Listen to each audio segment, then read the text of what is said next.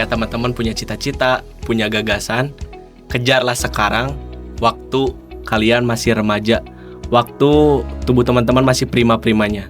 Hari ini kita tidak boleh bermalas-malasan, teruslah melangkah dan jangan pernah menyerah.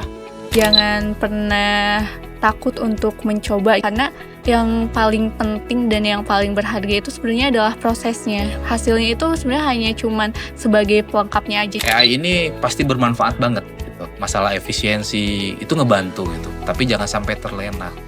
Jangan sampai serba AI. Jadi jangan sampai kita yang dikendalikan, tapi kita yang mengendalikan gitu. Halo teman-teman Primer English, hari ini kita senang sekali karena kedatangan teman-teman dari Duta Genre 2025 ya, dengan Kang Rizky, dengan Tarina. Betul ya? Betul. Iya. Oke. Nuhun pisan ya untuk waktunya, kita mau ngobrol-ngobrol ke depan ya. Berikut mungkin dengan kegiatan Genre, kegiatan Rizky, Tarina, dan seterusnya.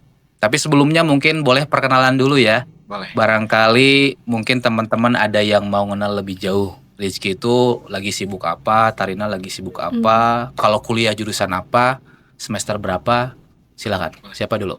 Coba dulu. Oke.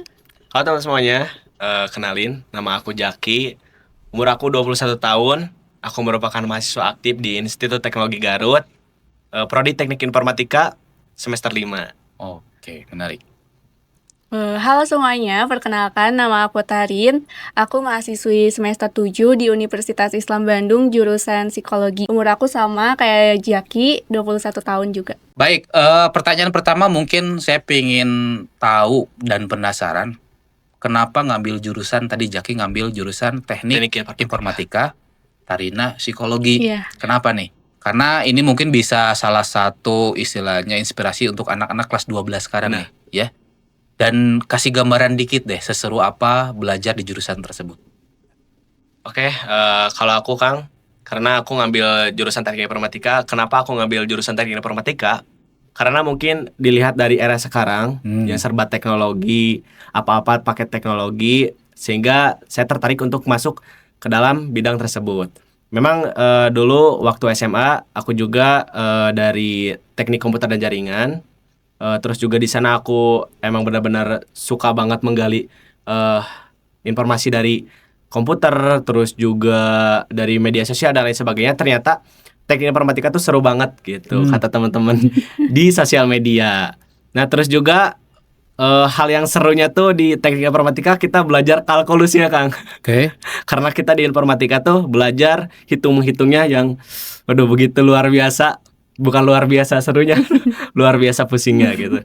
Tapi di samping hal itu juga ada hal yang seru juga di teknik informatika, kayak kita bisa ngoding, bisa memahami bahasa-bahasa pemrograman lah istilahnya gitu Kang di teknik informatika. Jadi nih barangkali nanti teman-teman yang masih penasaran bisa langsung ke Rizky atau Jaki ya tadi panggilannya. Jadi bisa ya. Tapi gini, ini kan istilahnya sudah era sedikit deh ini, sudah era AI ya. Iya. Gitu ya. Manfaat apa AI dalam jurusan teknik informatika? Kan di AI itu udah bisa bikin coding sendiri. Benar banget Kang. Gimana nih? Nah kalau implementasi AI di bidang teknik informatika itu benar-benar bermanfaat. Apalagi kita di teknik informatika kan serba teknologi.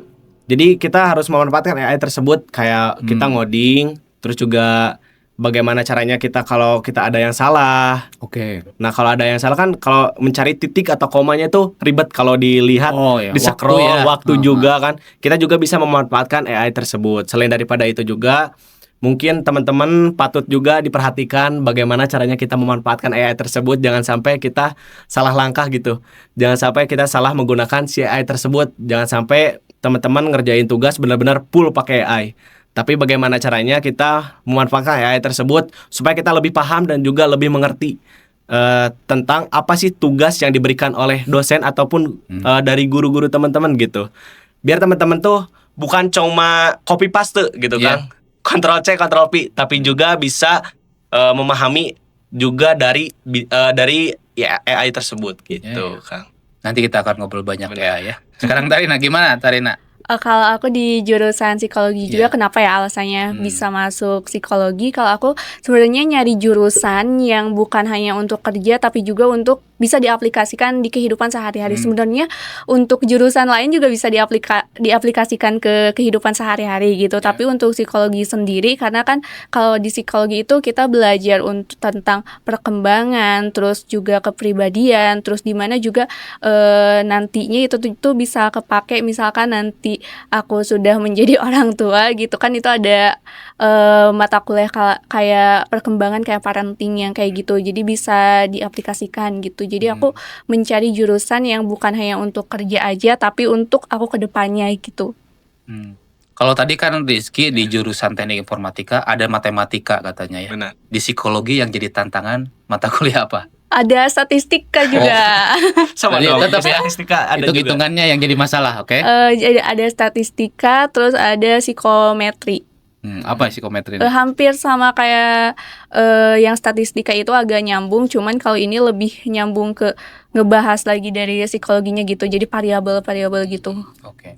Ini kan banyak statement yang bilang kalau anak psikologi itu katanya bisa ngebaca kepribadian orang, katanya. Bener nggak? Kan udah semester 7. Iya. Bener nggak?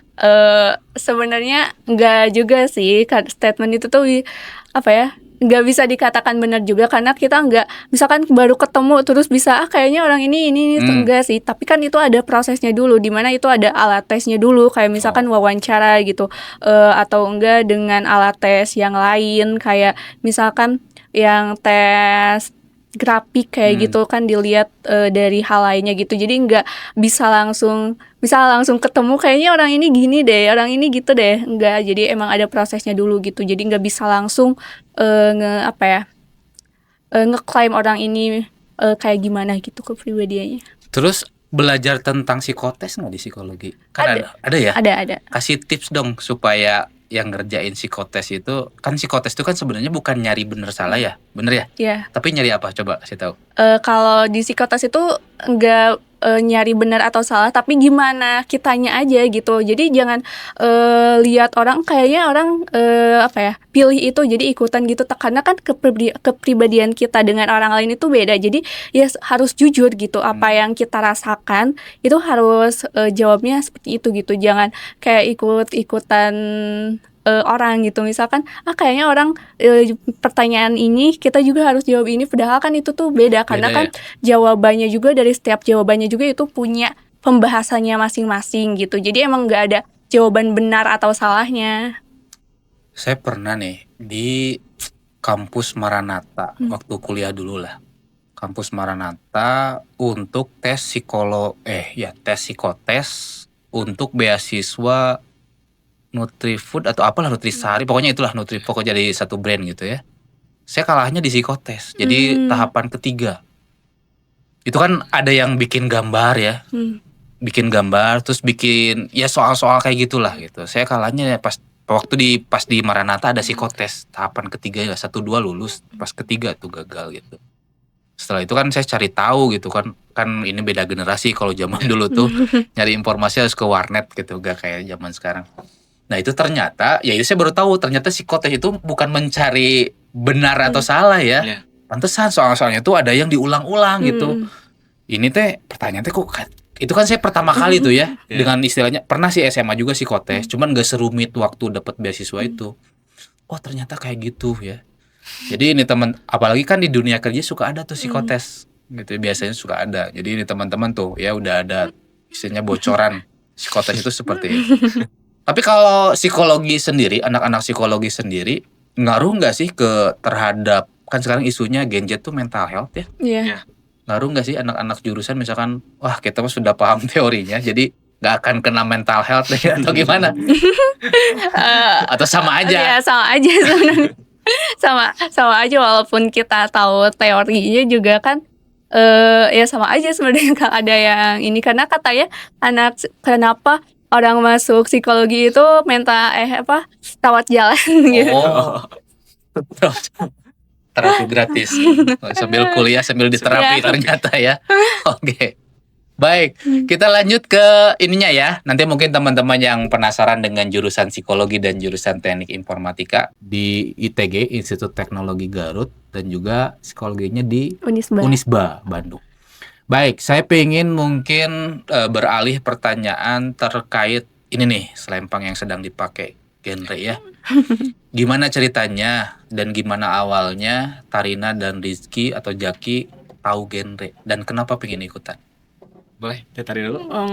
Kalau aku sendiri tahu genre itu dari teman, ada Hilmi, dia tuh kan di genre gitu. Nah, tahu banget genre tuh dari sana, dari teman sebenarnya. Oke. Terus kenapa pengen ikutan? Apakah kegiatan Hilminya emang seru gitu atau gimana? Waktu awal-awal tuh belum tertarik dengan genre ketika Hilmi ikutan genre gitu, terus masih belum tertarik kayak apa sih gitu.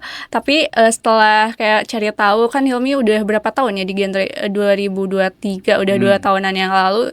Dan cari tahu ternyata menarik gitu, karena ternyata relate juga sama jurusan aku gitu, apalagi aku di psikologi dan genre juga mencakup kayak ke remaja, anak-anak, lansia gitu, dan terus mental health juga gitu, jadi relate juga gitu, jadi ya udah ikutan aja gitu. Oke. Kalau Rizky, Jaki? Kalau aku sendiri sama sih Kang, tahu dari teman Kang Ramdhani, kebetulan satu kelas sama saya, dimana di situ kan saya awalnya aku tuh cari-cari informasi tentang kegiatan-kegiatan yang positif, karena dulunya aku kurang banget aktif, entah itu di dalam kampus ataupun di luar kampus. Tapi waktu SMA aku emang aktif di sekolah gitu. Nah, waktu kuliah aku gabut gitu kan, kalau bahasa gaulnya gabut, kalau anak muda gabut di rumah, diem terus, jenuh juga. Gimana ya cari-cari kegiatan yang positif. Ternyata aku dengar dari temen, itu Kang Ramdhani. Kang Ramdhani dari Kang Ramdhani ternyata ada genre, terus juga kegiatan juga seru. Genre 2000 berapa Ramdhani? Genre 2023. 23 ya, oke. 23. Ternyata dia juga seru, terus juga kayak kegiatan-kegiatannya tuh benar-benar seru gitu, aktif juga, sehingga aku tertarik buat tergabung ke duta genre tersebut. Gitu. Oke.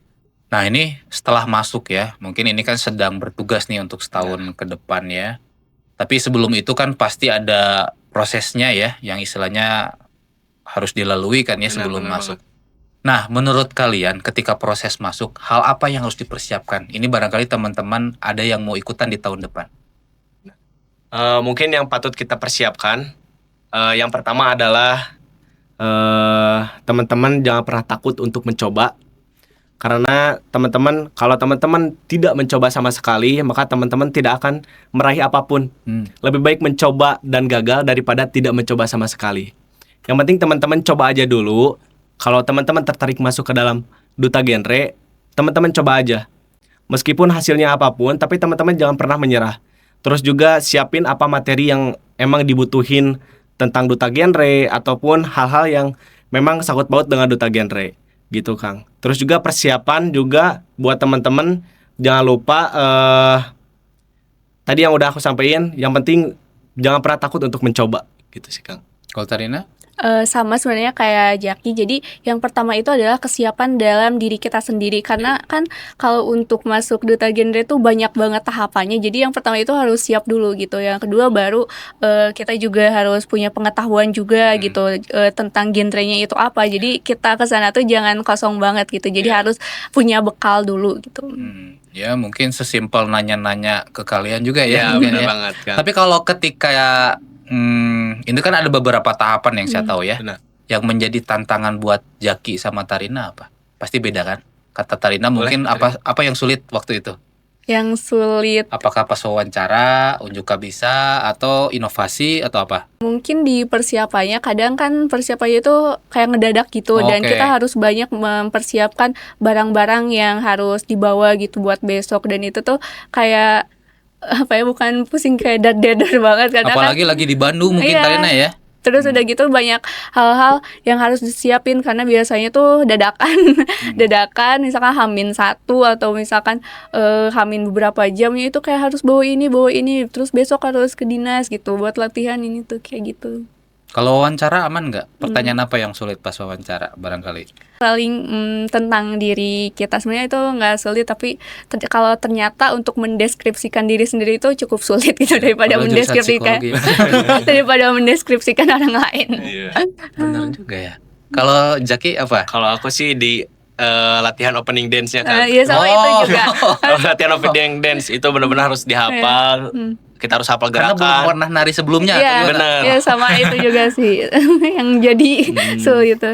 Karena kita benar-benar harus menghafal tariannya, terus juga waktunya sedikit ya tarin, terus juga kekompakan kita juga dilatih di sana.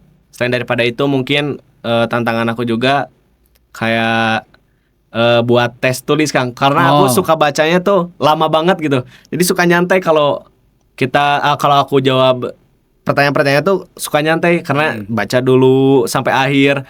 Nah kalau teman-teman nggak tahu ya triknya gimana, tapi aku suka bacanya tuh lama banget sehingga aku ketinggalan sama teman-teman, kayak di akhir aku kayak kalau bahasanya gurung gusu gitu, pengen cepat-cepat selesai gitu. Kadang-kadang aku di situnya sih Kang. Oke, kita kasih gambaran teman-teman, mungkin ada yang sedang menonton untuk mempersiapkan di genre 2026 ya. Jadi yang pertama itu pasti administratif ya. Kayak persyaratan, mungkin nanti kan suka ada tuh umur, terus berkas-berkas lah ya. CV yang kayak CV, terus bikin video ya kalau video profile. Setelah itu apa? Kalau administrasi itu lolos paling, misalkan nih, udah lolos CV. administrasi. Setelah Terus lolos ke semifinal. ke semifinal. Ini dulu inovasi dulu. Dia bikin inovasi kan. Iya, inovasi. harus ada inovasi Harus ya. ada inovasi sama advokasi teman-teman. Oke, Jadi harus setelah bikin. itu ada wawancara. Ada wawancara. Yang jelas mungkin nanti bahan-bahannya dipersiapkan seputar tentang generasi remaja ya. Iya. Oke. Nah, kalau inovasi tadi di spill, ini kan tiap finalis punya inovasinya masing-masing ya. Cerita deh dikit. Kalian punya inovasi apa? Boleh, kalau aku inovasi aku yaitu remata. Remata. Apa itu remata? Remata adalah remaja tanpa nafja. Oke. Remaja tanpa nafja, di mana aku mengedukasi teman-teman, entah itu teman sebaya ataupun komunitas-komunitas seperti klub motor, terus juga dan lain sebagainya. Di mana aku di situ bersosialisasi. Selain bersosialisasi, mungkin aku ngadain kayak workshop gitu Kang. Workshop bareng teman-teman. Di sana isinya yaitu tentang penyalahgunaan nafja, apa dampak yang akan didapat ketika kita mengkonsumsi ataupun terbiasa ataupun sudah terlanjur kita menggunakan nafja. Nah, di situ kita juga memberikan pemahaman apa sih dampak yang akan diberikan, apa sih dampak yang akan didapat kalau kita melakukan hal-hal tersebut.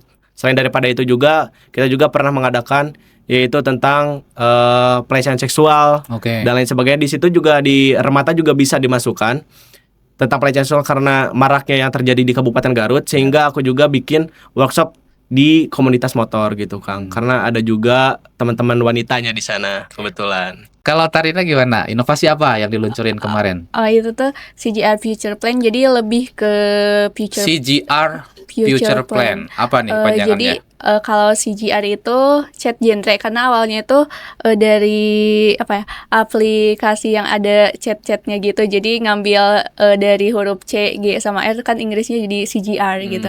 Terus udah gitu kalau jadi Future Plan yang dimana kalau di aku itu lebih ke tentang mimpi di masa depan gitu. Karena kan kalau remaja itu masih kayak krisis identitas dan emang masih pencarian jati diri, yang dimana harus ada pengarahan gitu, yang dimana kita juga harus punya mimpi untuk 5 tahun ke depan, 10 tahun ke depan, 15 tahun ke depan gitu. Jadi kayak setiap ini tuh harus punya mimpi dan juga langkah-langkah kecil yang harus digapai gitu. Dan terus dari CGR Future Plan juga itu ada fitur. Nah, kalau ini kan masih ide kan yang karena berbentuk aplikasi tapi masih ide gitu, belum ini. Dan itu tuh ada fitur juga yang misalkan kita nyentumin kayak mimpinya apa dan juga ditulis list-listnya, misalkan dari hal kecil yang harus digapai. Misalkan 5 tahun ke depan pengen jadi penulis buku atau apa, berarti hal kecil yang harus dicapai. Misalkan kita harus coba dulu menulis sedikit-sedikit per hari, misalkan selembar atau apa, biar nanti bisa dipublikasikan gitu. Jadi kan nanti bisa terrealisasikan gitu di 5 tahun ke depan gitu. Dan juga di fitur lainnya itu ada kayak chat buat konsultasi, konseling, yaitu karena kan di genre itu ada PIKR dan itu tuh nyambung juga gitu. Jadi bisa dimanfaatkan si PIKR-nya itu. CGR, C-nya tuh chat, G-nya genre. Genre. GR-nya genre. GR-nya itu genre gitu. Langsung ya Future Plan. Sebenarnya itu bisa terrealisasi ya, karena itu kan gini. Sekarang kan ada yang ChatGPT, itu Iya. kan open source ya. Bahkan banyak sekali, saya ada gabung komunitas di OpenAI, ChatGPT, ya tentang AI lah ya se-Indonesia. Itu tuh bisa ngambil gini, itu kan source-nya gratis, bisa kita ambil. Tinggal yang ini nih jurusan dari informatika nih, bisa combine, mungkin lebih paham nih ya. Jadi tinggal kayak ngambil kodenya doang. Nanti tuh tinggal disesuaikan, nanti pertanyaannya keluarnya apa gitu. Ya kayak ChatGPT lah mungkin nanti ya ke depannya ya gitu. Cuman mungkin nanti lebih ke remaja di masa depan kayak gitu. Ya itu menarik ya. Dan kemarin pun ketika saya ngobrol sama duta genre yang sebelumnya ya, sama siapa tuh, Juli sama Azga, terus sama kemarin Gania sama Herlan gitu ya.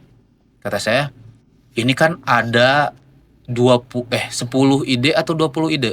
Finalis itu ada 10, 20 orang kan. Otomatis ada 20 ide kata saya. Ini sayang kalau ide ini enggak istilahnya tercantum dalam sebuah website atau dimasukkan ke artikel. Jadi ide teh hanya sebatas ide. Jadi harus diterusin apakah nanti lewat sosialnya masing-masing atau minimal dicantumkan ke website DPPKPA. Itu kan ada websitenya. Ya. Kemarin sih saya udah ngomporin, masukin ini kalian tuh bagus kata saya. Sayang kalau hanya dipegang sendiri doang, harus dipublikasiin lewat websitenya. Nanti siapa tahu dibikin subforum atau gimana lah gitu. Apalagi tadi ya ini kan idenya ini tentang nafsa, itu kan ini tentang mimpi masa depan. Mimpi masa depan kalau udah kena nafsa itu bisa disangkut pautin gitu, lebar. Jadi jangan hanya sebatas ide gitu. Nah, ini ngobrolin mimpi nih, jadi keingetan. Emang Jaki sama Tarina waktu kecil mimpinya pingin jadi apa? Masih ingat nggak? Dan masih di jalur itu nggak? Kalau dulu waktu kecil tuh gimana lihat sinetron. Oke. Emang apa aja yang dilihat di sinetron? Tukang bubur naik haji. Kayak misalkan karena suka lihat Koki Cilik gitu, jadi kayaknya pengen jadi koki. Terus kayak sinetron apa gitu, kan itu desainer, kan pengen jadi desainer gitu. Tapi gitu. kalau sekarang Tarina yang sekarang pengen jadi psikolog sama pembisnis. Oke, menarik. Kalau Jaki? Kalau aku waktu SD cita-cita jadi polisi ya kan. Sekarang masih? Sekarang enggak. Sekarang enggak sejalan, tapi cita-cita aku sekarang jadi engineer sih kan. Jadi engineer kayak cita-cita sih kerja di PT Freeport. Amin. Ya. Kayak gitu sih kan. Ya kejar terus lah gitu. Jadi apalagi Tarina mungkin bentar lagi ya tinggal dikit selesaiin gitu. Udah itu kalau ada kesempatan S2 kalau ada kesempatan kerja ya kerja. Mumpung masih muda gitu ya. Gini, kemarin tuh saya ada podcast di siapa ya? Oke lah, tapi ini agak-agak kontroversi sih. Katanya, jadi kan ada bukan kontroversi, emang banyak yang bilang sekolah itu adalah scam katanya. Karena gini, di sekolah itu tidak diajarkan mengenai kesalahan. Jadi lamun salah teh diambekan. Diambekan nanti kusaha ku orang tua ongko, ku sakola ongko gitunya. Padahal untuk meraih sebuah kesuksesan itu harus banyak salahnya. Bener gak? Ya, jadi ini ya istilahnya kita juga harus benar-benar ya ternyata salah tenan naon, toh masih muda gitu ya. Jadi coba aja gitu misalkan mau kemanapun. Berikut ini mungkin yang pengen saya sampaikan itu, ketika nilai kecil gitu ya, don't worry, tunggu di pikiran. Yang penting hasil itu tuh benar-benar hasil kerja kita sendiri, bukan nyontek. Nah yang kayak gitu, ini sih jadi PR bareng-bareng sih ya, gimana caranya bahwa kesalahan itu nggak apa-apa gitu. Justru kesalahan itu jadi modal kita untuk sukses tuh harus banyak salah dulu gitu. Sedangkan di sekolah kan Kalau salah di sekolah atau kampus lah misalkan istilahnya nilainya kurang ini misalkan padahal orang tuh jujur dan sebagainya ya itu mah masih ini lah kontroversi sih gitu ya. Lanjut deh, ini terkait genre lagi nih. Ini kan kalian sudah bertugas ataupun sudah menyambangi Selembang itu mungkin udah beberapa bulan ya. Program apa yang sudah kalian jalankan sebagai genre dan seseru apa? Palingnya yang sosialisasi ke sekolah-sekolah gitu. Terus udah gitu tuh sosialisasi di tempat tinggal di lingkungan gitu, kayak di desa kayak gitu sama orang-orang sekitar. Sama sih Kang. Kayak kita ikutan sosialisasi yang udah disediain sama teman-teman forum, terus juga kayak kemarin inisiatif sendiri di KKN. Itu KKN aku bikin materi, bikin acara workshop di sekolah-sekolah di Desa Sirnajaya, Kecamatan Cisurupan. Di sana aku bikin workshop tentang mental health. Itu emang yang terjadi di Kabupaten Garut waktu itu kan lagi marak-maraknya tentang bullying ya Kang. Makanya aku di sana ngadain workshop tentang mental health. Gitu. Dan ternyata antusiasnya benar-benar seru banget, banyak banget dari teman-teman memberikan pertanyaan-pertanyaan yang begitu luar biasa, gitu bagi saya pribadi, di mana saya bisa menjadi wadah positif bagi teman-teman, meskipun teman-teman di sana mungkin kurangnya sosialisasi, sehingga begitu luar biasa saya senang banget gitu bisa mewadahi mereka gitu buat cerita apa yang mereka alami di sana. Terus juga ternyata di sana banyak banget gitu masih kayak catcalling, terus juga kayak pembulian gitu kayak gitu, masih banyak katanya cerita-ceritanya seperti itu sih Kang. Nah, dari sekian banyak kegiatan gitu ya, dan ini berarti kalian udah berapa lama? 4 bulanan. 4 bulanan ya. 4 bulanan. Ada perbedaan gak sih Tarina atau Jaki yang dulu sebelum masuk genre dan setelah genre? Apa bedanya? Pasti banget ada bedanya gitu Kang. Dimana dulu kan aku emang gak ada kegiatan gitu kan. Aku orangnya malesan gitu, kalau keluar suka telat waktu. Nah setelah aku masuk Duta Genre, terus juga benar-benar di dalamnya lingkungannya positif banget, dimana teman-temannya juga begitu luar biasa, banyak banget pengalaman-pengalaman yang luar biasa, sehingga aku belajar dari mereka bagaimana caranya aku memanage waktu, terus juga memanfaatkan waktu tersebut buat hal-hal yang bisa berdampak gitu. Dan itu berdampak bagi diri aku pribadi ataupun bagi orang lain gitu Kang. Jadi benar-benar beda banget aku yang dulu sama yang sekarang setelah masuk Duta Genre gitu. Berarti positif ya. Positif ya. Kalau Tarina gimana? Apa bedanya? Sama sih kayak Jaki gitu, tapi kalau di aku lebih ke manajemen waktu karena kan kebetulan aku kan kuliah di luar kota gitu kan, misal harus bolak-balik Garut, jadi kan manajemen waktunya juga jadi lebih ke asah gitu.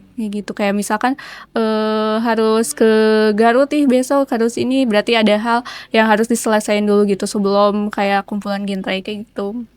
Dan tadi betul banget, saya percaya nih genre ini lingkungannya positif ya gitu. Teman-temannya, apalagi kan ini 20 orang itu adalah 20 orang terpilih yang sudah difilter dari ratusan orang gitu. Temu yang berarti yang the best nih. Kalau udah ketemu orang bagus, ya pasti lebih bagus. Saling menguatkan. Tapi kita penasaran juga nih, kan masih banyak orang yang kesulitan untuk ngatur waktu. Ya, kadang apalagi mungkin dengan kegiatan istilahnya di kampus sibuk gitu ya, anak engineering nih, teknik, apalagi Tarina di Bandung nih sibuk. Gimana cara kalian untuk antisipasi tadi manajemen waktunya kan keasah? Gimana caranya supaya tetap terasah gitu? Dan juga apa yang kalian lakukan ketika kan ini manajemen waktu, kadang kalau moodnya jelek susah juga nih. Iya, benar. Kalau kalian mood jelek, suka ngapain supaya nge-boost moodnya bagus lagi? Kalau aku sendiri sih nyetelin musik Kang. Aku nyetelin musik Hindia. Oh iya ini lagi rame ya. Ya Hindia. Dari dulu sih Kang aku suka banget Hindia sama PS. Dari dulu aku suka nyetelin lagu Everything You Are. Supaya benar-benar aku sambil nyiapin barang-barang yang diperluin gitu Kang, sambil denger musik, benar-benar kayak enjoy banget buat aku pribadi gitu. Kalau masalah manajemen waktu ada trik khusus nggak Jaki sendiri? Kalau trik dari aku sih mungkin teman-teman catat apa yang mungkin di jam berapa teman-teman akan lakuin, jam berapa jadwal teman-teman catat dulu. Teman-teman bikin alarm, entah itu alarm dari HP, dari jam tangan teman-teman. Kemudian juga teman-teman jangan malas pokoknya. Pokoknya teman-teman jangan malas. Di setiap kali teman-teman, misalkan alarm teman-teman udah nyala, teman-teman langsung berdiri dari tempat kasurnya gitu Kang.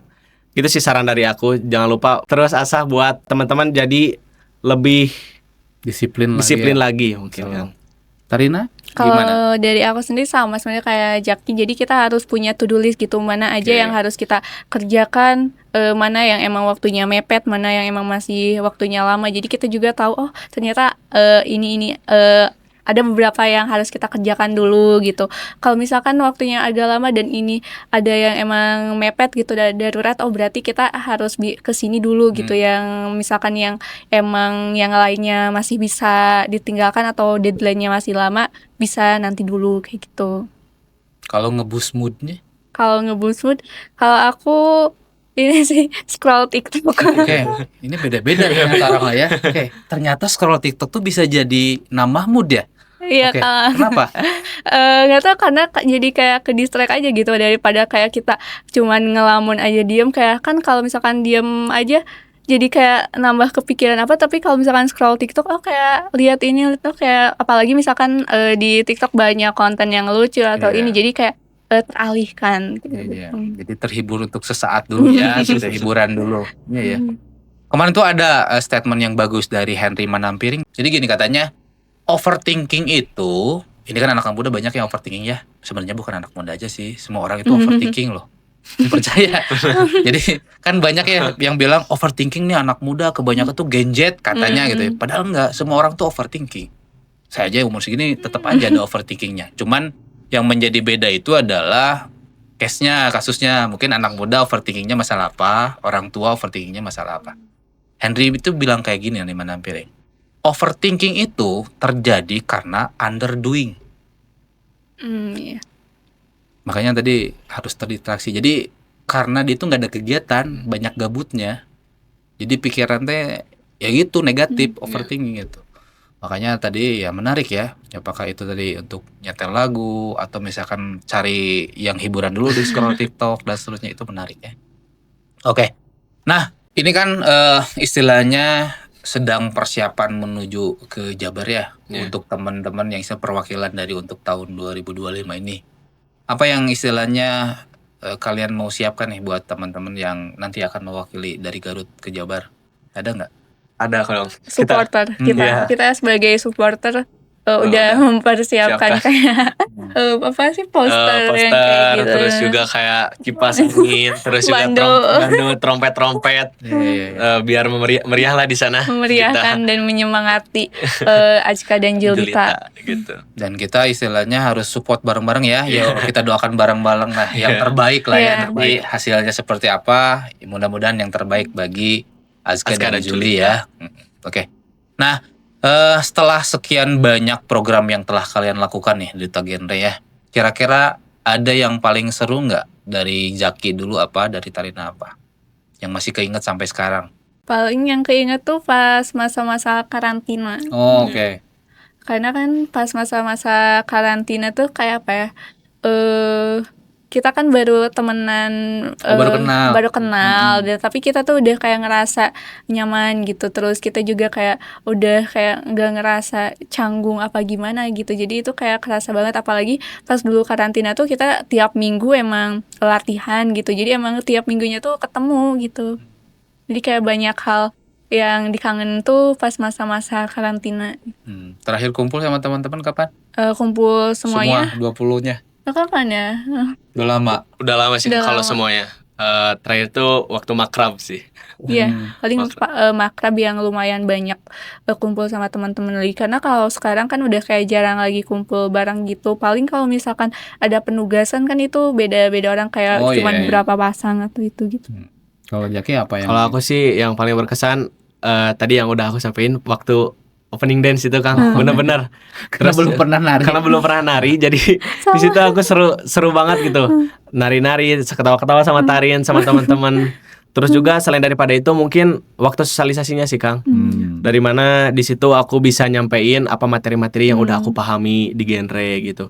Entah itu tentang seks bebas, kemudian juga pernikahan di bawah umur, entah itu penyalahgunaan narkotika, psikotropika dan zat adiktif. Di situ di teman-teman, karena yang paling berkesan tuh pas KKN Kang. Karena di sana antusiasnya begitu luar biasa. Teman-teman dari sana tuh ngasih pertanyaannya begitu luar biasa, yang ngebuat aku bangga dan juga senang sebagai Duta Genre bisa mewadahi mereka gitu Kang. Mereka di sana bertanya-tanya tentang apa itu Duta Genre. Kemudian juga apa tugas duta genre, dan sehingga mereka juga ikut tertarik gitu untuk masuk ke dalam duta genre gitu Kang. Ya mudah-mudahan semakin banyak orang yang gabung ya ke genre karena ini positif gitu informasinya. Apalagi tadi perlu adanya plan. Ya, ini tentang masa depan gitu. Kan kita juga istilahnya harus ada persiapan ya. Makanya tadi Tarina punya program itu kalau dijalankan dikomain nih sama anaknya. Berarti sebagus itu. Nah, jadi misalkan saya punya mimpi jadi pilot, apa yang harus dipersiapkan? Kan ini katanya ya, astronot itu, seorang astronot nih ya, kebanyakan seorang astronot itu dia emang mimpinya dari sangat kecil. Jadi jarang misalkan ada anak yang misalkan kuliah, anak udah gede nih, pengen jadi astronot, itu jarang. Rata-rata kebanyakan seorang astronot itu emang dari kecil banget gitu. Berarti kan persiapannya lama banget gitu. Dan gini, kita itu kadang nih ya, ini mungkin kasusnya karena ada sebuah statement, idealisme itu akan luntur oleh keadaan. Percaya atau nggak percaya nanti akan kerasa sendiri deh. Ini kan kalian masih muda ya, masih idealismenya masih tinggi. Tapi idealisme itu akan luntur oleh keadaan. Begitupun dengan mimpi. Ya, kadang orang tuh kalau misalkan saya mimpi jadi apa misalkan jadi pemain bola deh, yang kebanyakan orang lah di kampung-kampung ya. Saya juga orang kampung bukan berarti mendeskripsikan. Ketika ada mimpi kayak gitu, kadang di lingkungan keluarganya pun nggak didukung. Makanjing naon jana, geus we misalkan naon lah misalkan jadi apa gitu misalkan dibandingkan jadi main bola, atau misalkan yang lain, saya pingin jadi seorang pelukis.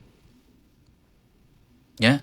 Kadang dikubur tuh mimpinya sama orang terdekat, nah makan yang naon yang pelukis gitu.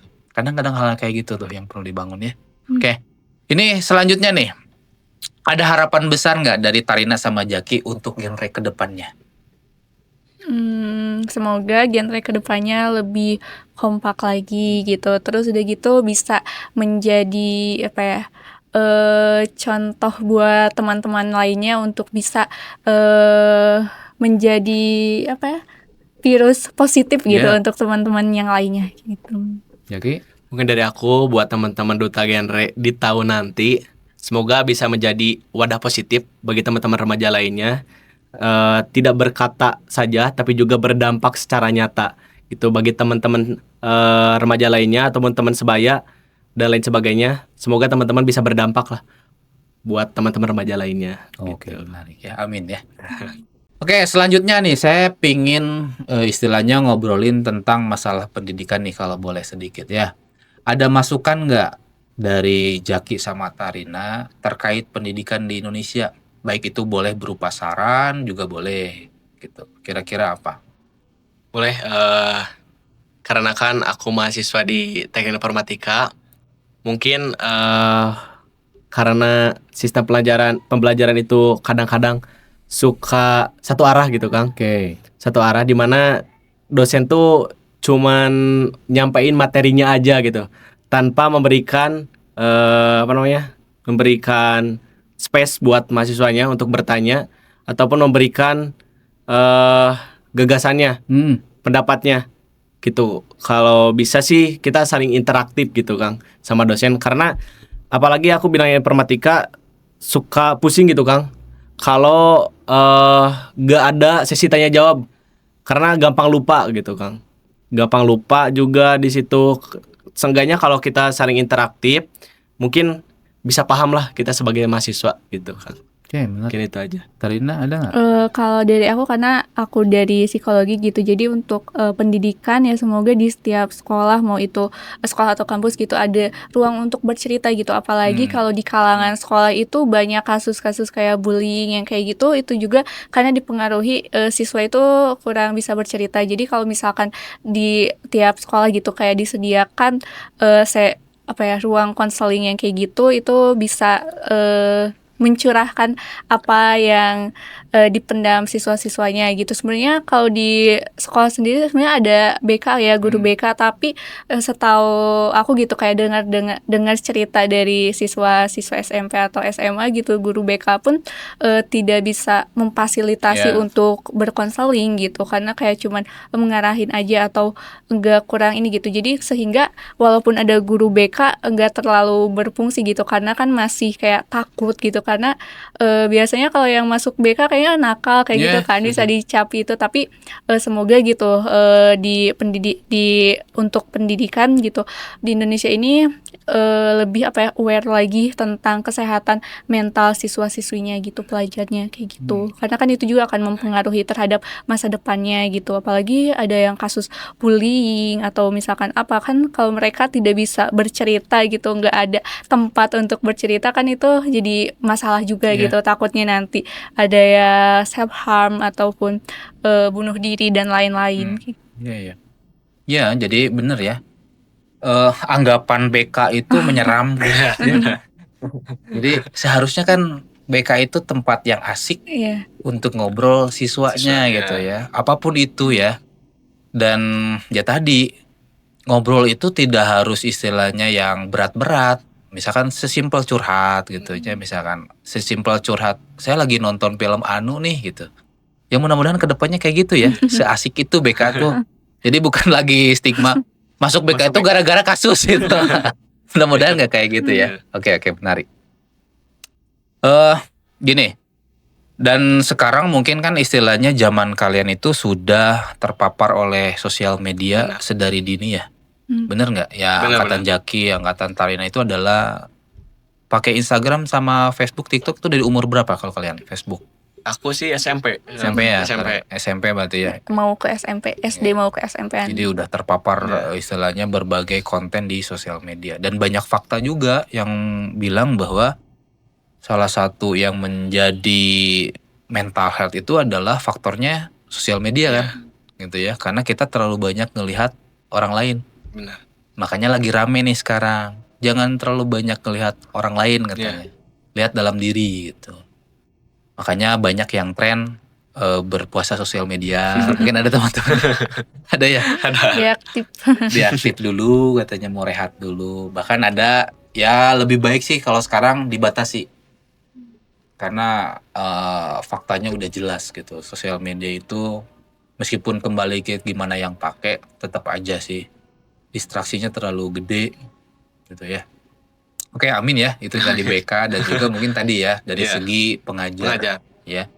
Semoga ya semakin banyak pengajar yang istilahnya tadi ya kalau Rizky, karena saya yakin budak ayeuna mah lebih pintar di banyak gitu. Ditambah lagi mungkin ini sebenarnya problematika nih gara-gara ada AI. Karena saya juga basicnya pengajar. Gimana caranya seorang guru bikin soal yang tidak bisa dijawab oleh AI? Kumaha? Ya. Iya benar. Itu TPR tersendiri loh untuk guru. Ada sebuah artikel luar nih. Judulnya kayak gini. Saya berhenti menjadi seorang guru gara-gara saya lelah memeriksa hasil tugas AI. Jadi pasti meriksanya guru teh, ini AI semua. Untuk apa saya melakukan pembelajaran ini? Gitu. Tadi Jaki di awal bilang tentang AI, jangan sampai kita terlena. Iya, benar banget kan. Ya, kita istilahnya AI ini pasti bermanfaat banget gitu. Masalah efisiensi itu ngebantu gitu. Tapi jangan sampai terlena, jangan sampai serba AI. Jadi jangan sampai kita yang dikendalikan, tapi kita yang mengendalikan gitu. Ya. Makanya tadi tuh guru tuh saya rasa PR tersendiri tuh. Sok bayangin, kumaha cara ngasih tugas, tapi yang nggak bisa dijawab oleh AI. Semua jawaban tuh ada. Semua jawaban ada sih pakai AI. Tapi di sisi lain deh gini, yang tadi ya, yang Zaki sampaikan bahwa untuk tugas itu kan harusnya itu menjadi dua arah kan. Diskusi tuh. Itu tuh diskusi itu bagus, ruang bagus gitu. Jadi tidak hanya ngerjain soal, oh betul semua 100. Bukan itu. Paham istilahnya kan tingkat tertinggi itu kan Kan yang pertama tuh menghafal ya, dalam pembelajaran itu basic banget menghafal teh. Yang kedua paham. Yang ketiga berinovasi. Bikin sesuatu. Dari sebuah ilmu tuh pihak tertinggi itu bikin sesuatu. Itu yang paling keren. Oke. Nah, ini masih ada sangkut pautnya nih tentang istilahnya dunia pendidikan atau mungkin tentang Indonesia secara keseluruhan. Tadi kita sudah spill bahwasannya kita sedang menunggu dan pasti optimis tentang Indonesia Emas. Benar. 2045. Optimis apa kalian istilahnya menghadapi nanti 2045? Optimis banget sih Kang. Optimis banget kita bisa lah untuk menjadi generasi emas nanti di tahun 2045.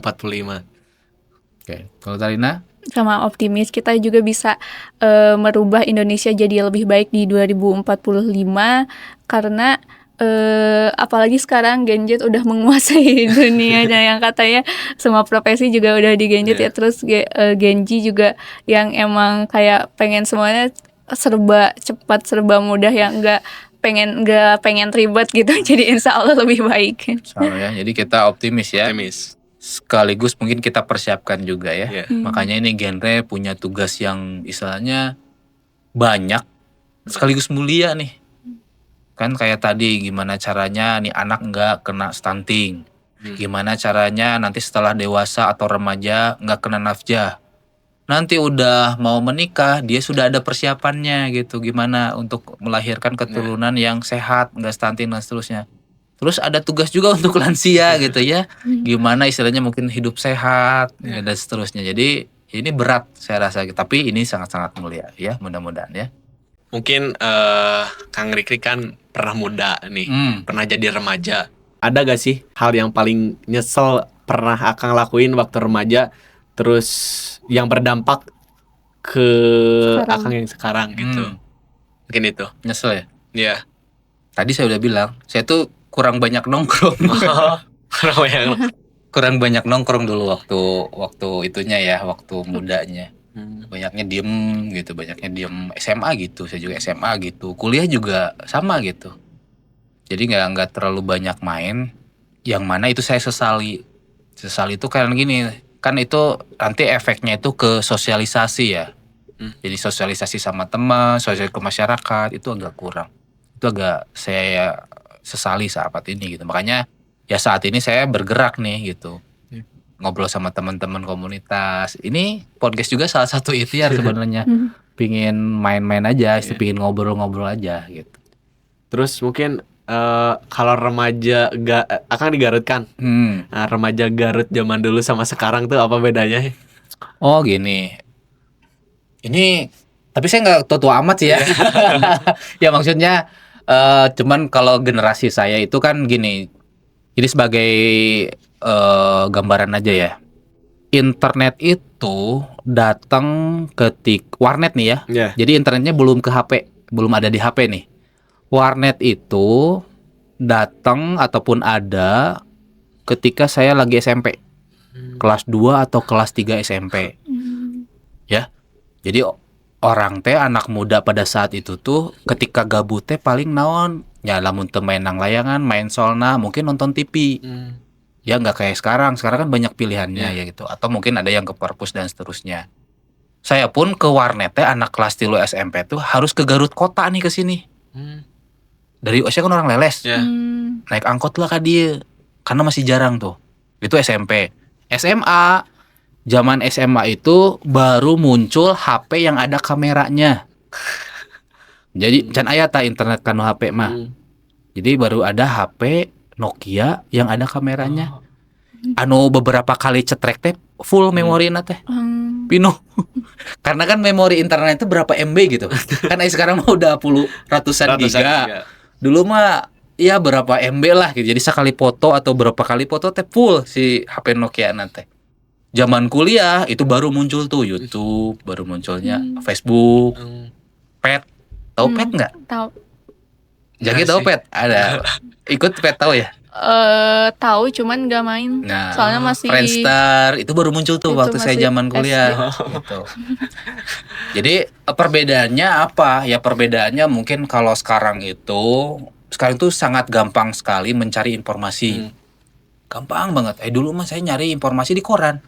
Saya masih dulu waktu kuliahnya di Bandung suka langganan koran. Belilah gitu Pikiran Rakyat, kadang Kompas. Untuk apa? Ya untuk nyari informasi dulu mah. Kan suka ada kolom cerpennya kadangnya atau kolom berita lah, sesimpel nyari kolom berita gitu. Jadi biasanya di koran, ngumpulin koran gitu. Jadi dulu mah zaman SMA, zaman SMP teh tugas teh ngumpulkan clipping. Tahu clipping nggak? Anu deg-degan tina koran gitu. Kan sekarang udah nggak zaman.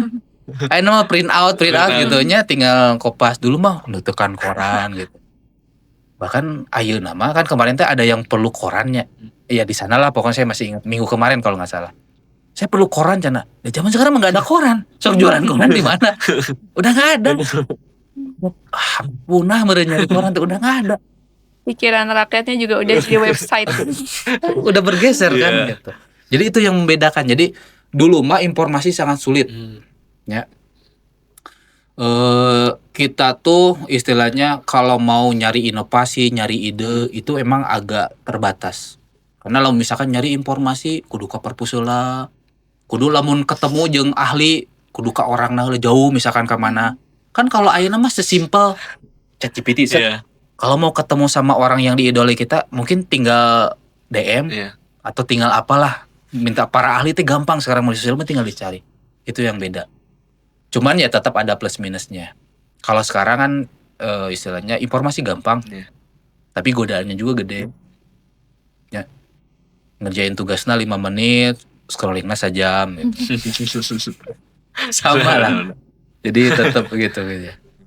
Cuman ya mungkin salah satu kekhawatiran sekarang kenapa mental health lebih besar ya itu tadi. Karena sosial medianya masif banget.